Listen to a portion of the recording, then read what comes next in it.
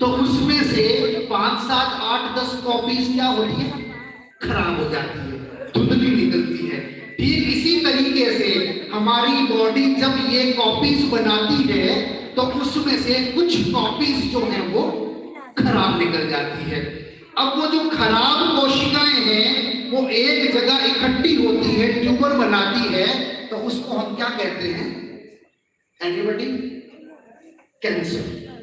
वो जो खराब कोशिकाएं हैं वो अपनी कॉलोनी बनाती है, तो उसको हम क्या कहते हैं, कैंसर का हो जाना। इस अवस्था को कौन रोकता है, होमोसिस्टिन रोकता है। होमोसिस्टिन उसका स्विच ऑफ कर देता है, जिसकी वजह से वो खराब कोशिकाएं मल्टीप्लाई नहीं हो पाती है। अब इतनी कहानी क्यों बताई? ना तो एमबीबीएस के स्टूडेंट बैठे हुए हैं, ना ये कोई गवर्नमेंट कॉलेज है।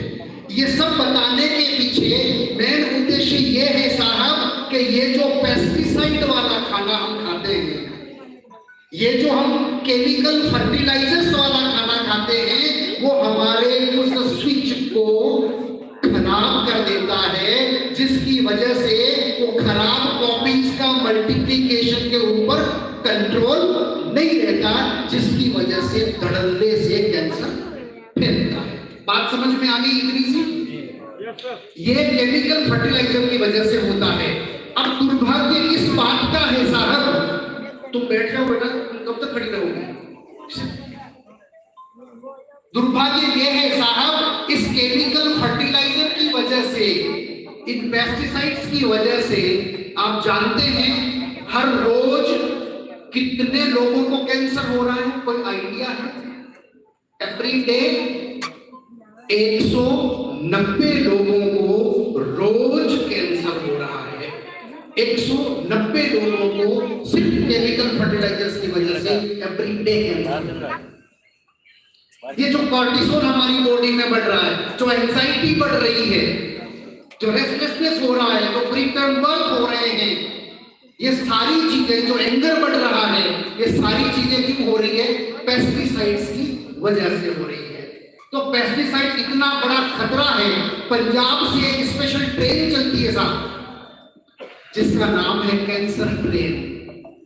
इतनी भयानक स्थिति हो गई है। सिर्फ इतना ही नहीं साहब, ये फर्टिलाइजर्स डालने की वजह से धरती के ऊपर एक सेडिमेंटेशन की लेयर बन रही है, जो उस धरती की फर्टिलिटी को खत्म कर रही है।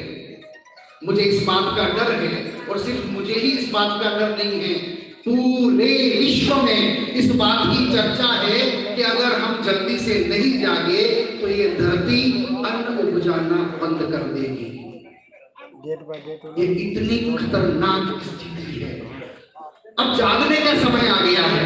अब जागने का समय इसलिए आ गया है साहब कि अब धीरे धीरे उससे पानी भी कंटेमिनेट होता जा रहा है, पानी भी पीने के लायक नहीं बचेगा।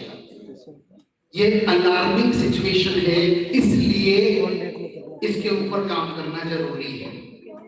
दूसरा कि साहब आप क्वालिफाइड डॉक्टर हैं, आप सीनियर सर्जन हैं, आप तो हॉस्पिटल में बैठ करके भी इलाज कर सकते थे, आप ये केचुआ खाद में किस तरीके से आ गए, है ना?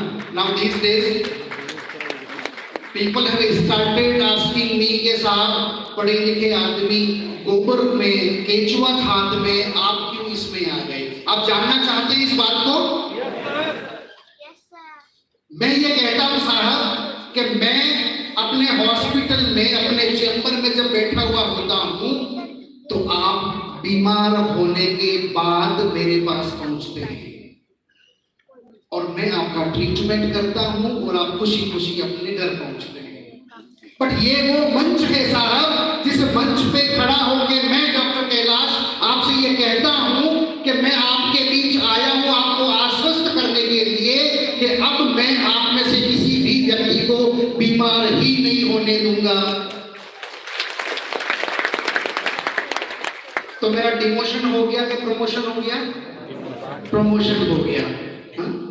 क्योंकि चैम्बर में बैठ करके लोगों का इलाज करना बड़ा आसान काम है, बट फ्रंट में जाकर के लोगों को अवेयर करना, लोगों को ये बताना कि बीमार नहीं पड़ने के लिए क्या किया जा सकता है।